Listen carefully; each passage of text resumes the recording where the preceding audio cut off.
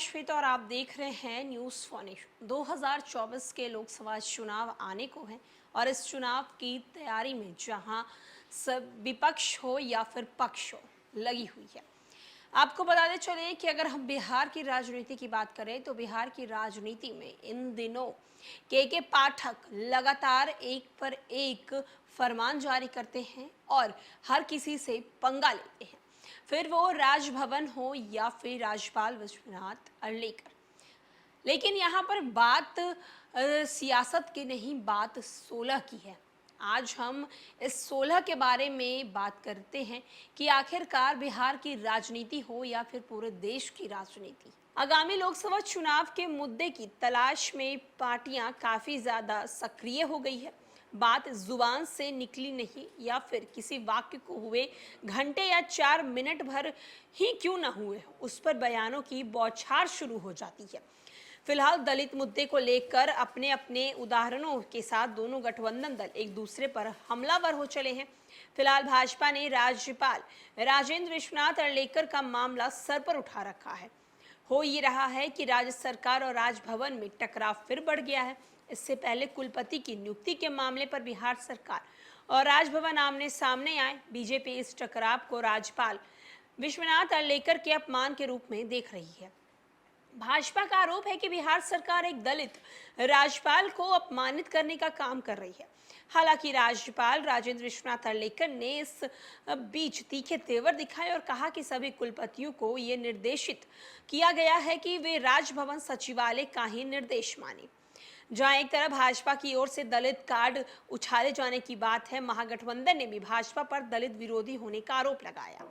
इनका मानना है कि भाजपा में जानबूझकर देश की सबसे बड़ी पार्टी कांग्रेस के राष्ट्रीय अध्यक्ष मल्लिकार्जुन खड़गे को राष्ट्रपति के भोज में नहीं बुलाया गया। भाजपा का दलित प्रेम एक छलावा है। भारत की अध्यक्षता में इस बार G20 समारोह राजधानी दिल्ली में 9 सितंबर से लेकर 10 सितंबर के बीच हुई, जहां इस मीटिंग में भाग लेने के लिए G20 के सभी देशों के राष्ट्रीय अध्यक्ष भारत पहुंचे। उसने आरोप लगाया कि देश के सबसे प्रमुख विपक्षी पार्टी कांग्रेस के राष्ट्रीय अध्यक्ष मल्लिकार्जुन खड़गे को रात्रि भोज का निमंत्रण प्राप्त नहीं हुआ। दलित विरोधी ये हरकत है, जबकि इस भोज में पश्चिम बंगाल की मुख्यमंत्री ममता बनर्जी, तमिलनाडु के मुख्यमंत्री M.K. स्टालिन और बिहार के मुख्यमंत्री नीतीश कुमार को बुलाया गया। आगामी लोकसभा का चुनाव एक तरह से आमने सामने होने जा रहा है और यही असल खेल है। खेल तो दरअसल 16 का है। 16% दलित वोट किसी भी गठबंधन के लिए जीत का कारण बन सकते हैं। दूसरी तरफ फिलहाल कोई भी ऐसा नेता नहीं जो समग्रता से दलित वोट किसी गठबंधन को ट्रांसफर करा सके। जहां एक तरफ 2024 के लोकसभा चुनाव को लेकर बीजेपी सरकार हो या फिर विपक्ष पार्टी, हर एक पार्टी चाहती है कि 2024 के चुनाव में ज्यादा से ज्यादा जो मत है उनकी तरफ आए। अगर हम इंडिया गठबंधन की बात करें तो इंडिया गठबंधन लगातार ये बातें कह रही है कि 2024 में उनका ये टारगेट ही है, उनका ये मानना है कि किसी भी हाल में बीजेपी को सत्ता से बाहर करना है। वहीं सत्ता 2024 में बीजेपी हर हाल में अपने पास रखना चाहती है। जहां एक तरफ फिर वो वोट बैंक धर्म की राजनीति हो या फिर जात की राजनीति हो। बिहार में अगर हम बात करें जातिवाद की, तो जब से राज्यपाल और के पाठक के बीच तनातनी देखने को मिली है, इसको लेकर विपक्ष यानी कि बीजेपी का कहना है कि दलित होने के कारण उनके साथ ऐसा व्यवहार किया जाता है।